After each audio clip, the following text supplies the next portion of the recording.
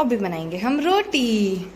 और मैंने सौगी को बोला कि होगी तू बाहर जाके बैठ जा, पर इसको यहीं बैठना है, इसको अच्छा ही यहीं लगता है। अब ऐसे क्या देख रहे हो? मैंने अभी थोड़ी देर पहले बीइंग अंशु का व्लॉग देखा। उसमें वो कह रही थी किचन में काम करते हुए कि भाई इसकी बहुत ही गंदी आदत है, जब तक हम लोग काम करते हैं ये यहीं पे रहता है और हम इसको भगाते हैं, कितना भी कुछ कर लो लेकिन इसको यहीं पे रहना है हमारे साथ। और फिर थोड़ी देर बाद उसको भगाने लगी, भाग चल भाग यहाँ से। वो फिर भी नहीं गया। तो भाई मैं ये कहना चाहती हूँ, देखिए अंशु का माइंडसेट पढ़िए थोड़ा।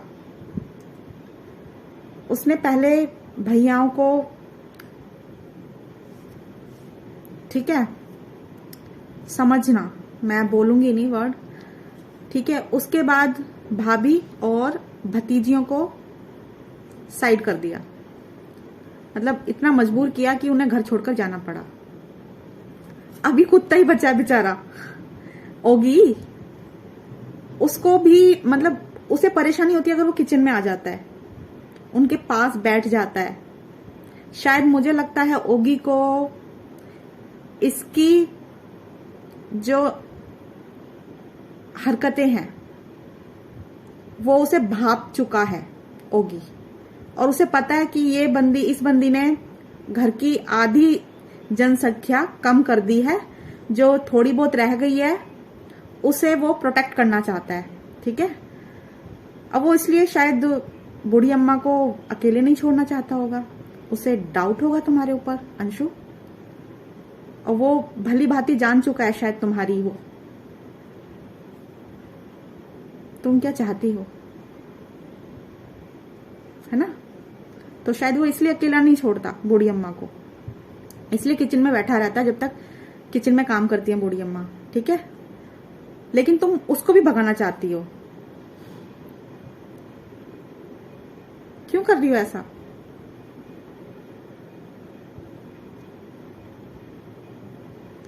सब बूढ़ी अम्मा को गलत मानते हैं कि उसने सपना को भगा दिया, पोतियों की याद नहीं आती क्या उसको। पर ये सब प्लान किया किसने है, मतलब ये सिचुएशन बनाई किसने है, उस पर कोई ध्यान नहीं दे रहा। यहां बूढ़ी अम्मा को बिल्कुल गलत मैं नहीं कह रही हूं बिल्कुल भी, क्योंकि उन्होंने ये किया नहीं है, उनसे ये करवाया गया है। इस तरह की सिचुएशन और कंडीशंस उनके सामने बना दी गई है कि ना चाहते हुए भी उन्हें वो डिसीजन लेना पड़ा कि सपना तुम जाओ यहां से। क्योंकि सपना ने कुछ दिन पहले एक वीडियो डाला था, उसमें बोला था कि मेरा ससुर मतलब मुझे साफ नियत से नजरों से नहीं देखता है और मुझे अनकंफर्टेबल फील होता है उनके साथ। तो ये बात सास को भी पता थी, उसने सास को भी बताई थी सपना ने ये बात। सास ने क्लियर तो बोला नहीं, ठीक है, लेकिन उन्होंने ये सोचा कि सपना तभी सुरक्षित रह सकती है जब यहां से दूर रहे, है ना, वरना तो उस बुढ़े अंकल, समझ जाइए, है ना। तो उन्होंने उससे दूसरे तरीके से अलग भेज दिया। पर मेरे को ये चीज समझ नहीं आती है भाई, सपना का ठीक है, सपना आपकी बेटी नहीं है, बहू है ना, आपकी शिकायतें हो सकती हैं, सपना बहुत गलत है मैं मानती हूँ, ठीक है, हम सब मान रहे हैं सपना एक बार को बहुत गलत है। हालांकि वो औरत नहीं है गलत, वो मजबूर औरत है, उसको इस टाइम सहारे की जरूरत है, सपोर्ट की जरूरत है। उसने अपने 2 जीवन साथी खो दिए हैं। इसमें खोया तो सबने बहुत कुछ है, बच्चियों ने अपने पिता को खोया है, माँ बापों ने बेटे को खोया है, पर सबसे ज्यादा सपना का इसमें लॉस्ट हुआ है ना। उसने सिर्फ पति नहीं खोया, पति के साथ सास ससुर, रिश्ते नाते सब खो दिए, भरोसा, प्यार, अपनापन उसका सब चला गया है, ठीक है।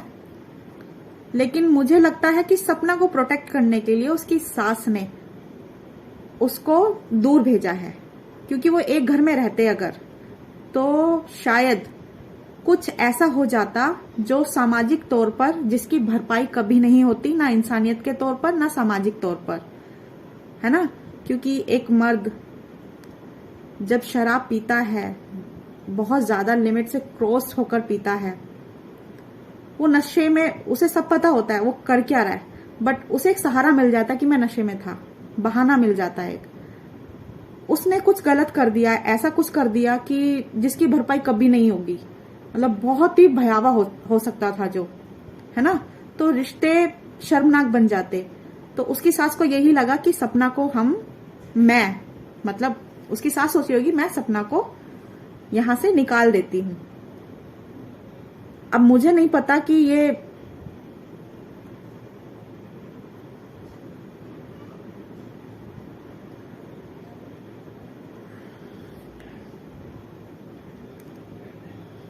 कितना सही है, बट यार पोतियों को तो, मतलब पोतियों से तो मिलने का मन करता होगा ना, अगर सपना से दुश्मनी है भी तो कभी तो जिक्र किया करो उनका।